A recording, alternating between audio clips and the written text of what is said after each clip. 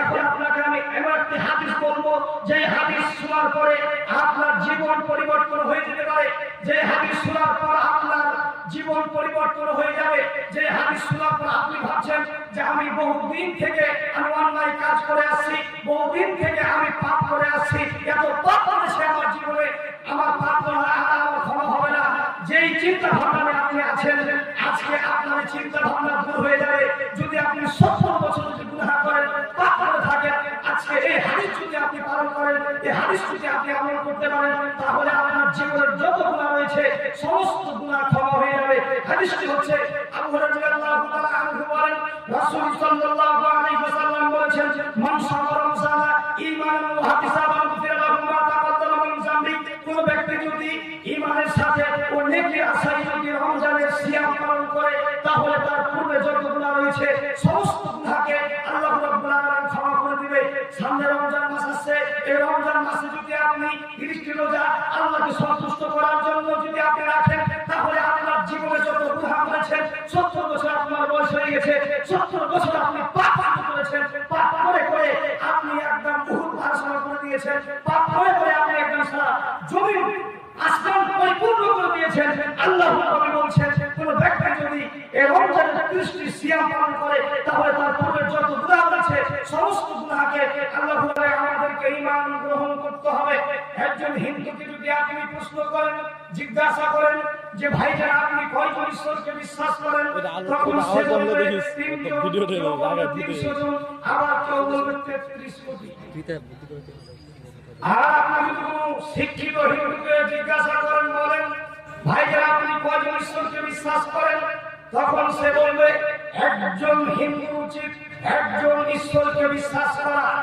তাহলে একজন হিন্দু যদি সঠিক হিন্দু হতে চায়, একজন হিন্দু যদি সঠিক হিন্দু হতে চায়, তাহলে তাকে ব্রহ্মসূত্র পড়তে হবে। যেভাবে আমরা মুসলমানরা যদি কোনো হিন্দু থেকে মুসলমান হতে চাই, তাহলে তাকে কালেমা শাহাদাত পড়তে হবে, বলতে হবে আশহাদু আল্লা ইলাহা ইল্লাল্লাহ ওয়া আশহাদু আন্না মুহাম্মাদান আবদুহু ওয়া রাসূলুহু। আমি সাক্ষ্য দিচ্ছি যে আল্লাহর কোনো মাবুদ নেই, আমি আরো সাক্ষ্য দিচ্ছি যে মুহাম্মদ সাল্লাল্লাহু আলাইহি সাল্লাম আল্লাহর রাসূল। এই কালিমা শাহাদাতটাকে পড়তে হবে, তারপরে সে ব্যক্তি মুসলমান হতে পারবে। যেভাবে মুসলমান যদি মুসলমান হতে চায়, তাহলে তাকে কালিমা শাহাদাত পড়তে হবে, তেমনি ভাবে কোনো হিন্দু যদি সঠিক হিন্দু হতে চায়, তাহলে তাকে ব্রহ্মসূত্র পড়তে হবে। একজন হিন্দু যদি ব্রহ্মসূত্র না পড়ে, একজন হিন্দু যদি ব্রহ্মসূত্র বিশ্বাস না করে, তাহলে সেই হিন্দু আসলে সঠিক হিন্দু নয়। ব্রহ্মসূত্রে বলা হচ্ছে একাম ব্রহ্মা দ্বিউতানাস্তে নিহিনি কিঞ্চন।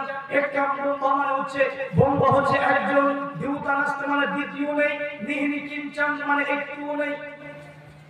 তাদের ধর্মগ্রন্থ বলছে যেই ধর্ম যেই মন্ত্র না করলে হিন্দু হওয়া যায় না, সেই মন্ত্র বলছে যিনি ঈশ্বর হবেন তিনি একজনই হবেন, যিনি ঈশ্বর হবেন তিনি একজনই হবেন, দ্বিতীয় হবেন না, একটু হবেন না। তাহলে সেই সেই সাধারণ মানুষ কিভাবে বলতে পারে তাদের নাম হচ্ছে 360? তাহলে একজন সঠিক হিন্দু যদি হতে চায়, তাহলে তাকে এক ঈশ্বরে বিশ্বাস করতে হবে। দ্বিতীয় নম্বর হচ্ছে মুহাম্মদ সাল্লাল্লাহু আলাইহি ওয়াসাল্লামের উপরে ঈমান গ্রহণ করতে হবে, মুহাম্মদ সাল্লাল্লাহু আলাইহি ওয়াসাল্লামের উপরে ঈমান রাখতে হবে, তাহলে সেই ব্যক্তি সঠিক হিন্দু হবে। যেভাবে শ্রীমদ্ ভাগবত গীতা 20 নম্বর অধ্যায় 7 নম্বর শ্লোকে একটি মন্ত্র বলা হচ্ছে, সেখানে আমাদের নবীর নাম বলা হচ্ছে, সেখানে বলা হচ্ছে ওম অজ্ঞান হেতু কেতু মুহাম্মদ আন্ধাকার নাশন। সেখানে বলা হচ্ছে ওম অজ্ঞান হেতু কেতু মুহাম্মদ। এমন একটি জামানা আসবে, এমন একটি যুগ আসবে যাকে বলা হয় অন্ধকারময় জামানা। তোমরা যদি সেই জামানা থেকে পরিত্রাণ পেতে চাও, তাহলে কি করো? ওম অজ্ঞান হেতু কেতু মুহাম্মদ। নামটা চিনা চিনা বেরোবে মনে হচ্ছে, কি বলুন দেখি? বলা হচ্ছে ওম অজ্ঞান হেতু কেতু মুহাম্মদ। তাহলে তোমরা মুহাম্মদের অনুসরণ করো। তাদের ধর্মগ্রন্থ বলা হচ্ছে শ্রীমদ্ ভাগবত গীতা 20 নম্বর অধ্যায় 7 নম্বর শ্লোকে বলা হচ্ছে যে এমন একটা যুগ যখন মানুষের সামনে তোমাদের সামনে চলে আসবে, সেই সময় তোমরা যদি সেই জামানা থেকে অন্ধকারময় জামানা থেকে যদি তোমরা পরিত্রাণ পেতে চাও, তাহলে তোমরা কি করো? ওম অজ্ঞান হেতু কেতু মুহাম্মদ। তাহলে তোমরা মুহাম্মদের অনুসরণ করো। তাহলে সর্বপ্রথমে আমরা ব্রহ্মসূত্র বুঝতে পারলাম যে একজন হিন্দু যদি সঠিক হিন্দু হতে চাই তাহলে তাকে প্রস্তুত করতে হবে, মানে এক ঈশ্বরকে বিশ্বাস করতে হবে। তারপরে আমরা বুঝতে পারলাম যে নবী মুহাম্মদ সাল্লাল্লাহু আলাইহি ওয়াসাল্লামের ঈমান গ্রহণ করতে হবে তার ধর্ম অনুযায়ী। এবার আমরা দেখি যে ঠাকুর মশাই কি বলে। দেখবেন যখন ঠাকুর মশাই পুজো করে, ঠাকুর মশাই হাতে থাকে গঙ্গাজল, ডান হাতে থাকে বেলপাতা, আর ঠাকুর মশাই এই বেলপাতা নিয়ে পানি ছিটিয়ে মূর্তি সামনে ছিটালে আর বলবে আমরা কেন কোনো শান্তি অশান্তির উপাসতে। ঠাকুর মশাই বলছে আমরা কেন কোনো শান্তি অশান্তির উপাসতে। সেই সব লোক আরো অন্ধকারের দিকে যাচ্ছে, আমরা কেন কোনো শান্তি, সেই সব লোক আরো অন্ধকারের দিকে যাচ্ছে। অসহানুভূতি যারা নিজ হাতে মূর্তি তৈরি করে উপাসকে তারপরে পুজো করে, আপনি কি করবেন? ঠাকুর মশাই নিজে বলছে যে ওরাই অন্ধকারে যাবে, যারা ওরাই নরকে যাবে যারা নিজ হাতে মূর্তি তৈরি করবে তারপরে পুজো করবে। ঠাকুর মশাই বলে কি করে কি দুই মানুষ কি। তাহলে আমরা বুঝতে পারলাম যে জান্নাতে ওরাই যাবে যাদের ভিতরে ঈমান আছে। যদি মানুষের ভিতরে ঈমান না থাকে তাহলে মানুষ জান্নাতে যাবে না। সে যতই ভালো আমল করুক না কেন জান্নাত হবে না। সে যতই কি করুক না কেন, হজ করুক না কেন, তাহাজ্জুদ করুক না কেন, যা কিছু করুক, যদি মানুষের ঈমান ঠিক না থাকে, মানুষ যদি ঈমানদার না হয় তাহলে জান্নাতে যাবে না। এজন্য আল্লাহ রাব্বুল আলামিন শুধু মুসলমানদেরকে লক্ষ্য করে বলেন ইয়া আইয়ুহাল্লাযীনা আমানু, হে ঈমানদারগণ, কুতিবা আলাইকুমুস সিয়াম কামা কুতিবা আলাল্লাযীনা মিন ক্বাবলিকুম লাআল্লাকুম তাত্তাকুন। আল্লাহ রাব্বুল আলামিন বলছেন পৃথিবীর মানুষ আমি তোমাদের উপর সিয়াম ফরজ করলাম যেভাবে আমি সিয়াম ফরজ করেছিলাম তোমাদের পূর্ববর্তী লোকের উপর। শুধু আমাদের উপর সিয়াম ফরজ করা হয়েছে এটা নয়, আমাদের পূর্বে যত নবী রাসূল এসেছিলেন তাদের উপর আল্লাহ রাব্বুল আলামিন সিয়াম ফরজ করেছিলেন। সিয়াম মানে হচ্ছে বিরত থাকা। আসলে আমরা সিয়াম পালন করব। সিয়াম কাকে বলে? সিয়াম মানে হচ্ছে বিরত থাকা, যাবতীয় অপছন্দনীয় কাজকর্ম থেকে বিরত থাকার নাম হচ্ছে সিয়াম। সিয়াম রাখার পর যদি আপনি মিথ্যা কথা বলেন তাহলে আপনার সিয়াম হবে না। সিয়াম রাখার পর যদি আপনি বিড়ি সিগারেট খান তাহলে আপনার সিয়াম কাজে আসবে না। সিয়াম রাখার পর যদি আপনি ঘুষ খান তাহলে সিয়াম কাজে আসবে না। সিয়াম রাখার পর যদি আপনি জেনা করেন তাহলে আপনার সিয়াম কাজে আসবে না। সিয়াম রাখার পর যদি আপনি অন্য মানুষকে ঠকান তাহলে আপনার সিয়াম কাজে আসবে না। সিয়াম রাখার পর যদি আপনি দোকানে নেশাদার দ্রব্য বিক্রি করেন, বিড়ি সিগারেট রাখেন, তাহলে আপনার সিয়াম রাখা চলবে না। আপনার সিয়াম রাখলে আপনি কি পাবেন না। কেন? সিয়াম হচ্ছে যাবতীয় অপছন্দনীয় কাজকর্ম থেকে বিরত থাকার নাম হচ্ছে সিয়াম। দুনিয়াতে যত পাপ কাজ রয়েছে, দুনিয়াতে যত অন্যায় কাজ রয়েছে, সমস্ত অন্যায় কাজ থেকে বিরত রাখার নামই হচ্ছে সিয়াম। তাহলে যদি আপনি সিয়াম রাখেন তাহলে আপনাকে কি করতে হবে? দুনিয়াতে যা অন্যায় কাজ রয়েছে, জেলা, চুরি, ডাকাতি, ছিনতাই, গীবত, মিথ্যা, পরনিন্দা যা কিছু রয়েছে সমস্ত কিছু ছেড়ে আপনাকে সিয়াম পালন করতে হবে। তারপরে আপনি নেকি পাবেন, তাহলে আপনি নেকি পাবেন না। আবু সাঈদ খুদরি রাদিয়াল্লাহু তাআলা আনহু বলেন রাসূল সাল্লাল্লাহু আলাইহি ওয়াসাল্লাম বলেছেন মান সামা ইয়াওমান ফি সাবিলিল্লাহি বা'দাল্লাহু ওয়াজহাহু আনিন নার 70 খরিফান। রাসূল সাল্লাল্লাহু আলাইহি ওয়াসাল্লাম বলেন যে ব্যক্তি আল্লাহকে সন্তুষ্ট করার জন্য একদিন সিয়াম পালন করবে আল্লাহ তাআলা তাকে জাহান্নামকে তার নিকট হতে 70 বছরের পথ দূরে করে দিবেন। যদি আপনি আল্লাহকে বিশ্বাস করে, যদি আপনি আল্লাহকে সন্তুষ্ট করার জন্য একদিন রোজা পালন করেন, একদিন সিয়াম রাখেন, তাহলে আপনার নিকট হতে জাহান্নামকে 70 বছরের পথ দূরে করে দিবেন।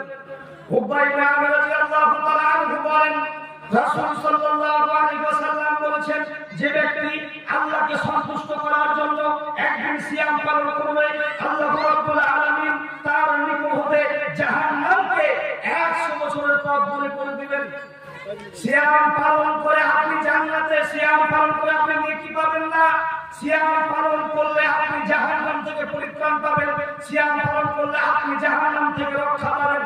আবু হুরায়রা রাদিয়াল্লাহু তাআলা আনহু বলেন রাসূল সাল্লাল্লাহু আলাইহি ওয়াসাল্লাম বলেছেন যে ব্যক্তি আল্লাহকে সন্তুষ্ট করার জন্য একদিন সিয়াম পালন করবে আল্লাহ রাব্বুল আলামিন তার মাঝে এবং জাহান্নামের মাঝে একটা গর্ত খনন করবেন যার ব্যবধান হবে 500 বছরের পথ। তাহলে যদি আপনি সিয়াম পালন করেন তাহলে জাহান্নাম থেকে পরিত্রাণ পাবেন, জাহান্নাম থেকে রক্ষা পাওয়ার, জাহান্নাম থেকে বাঁচার সবথেকে বড় মাধ্যম হচ্ছে সিয়াম। আবু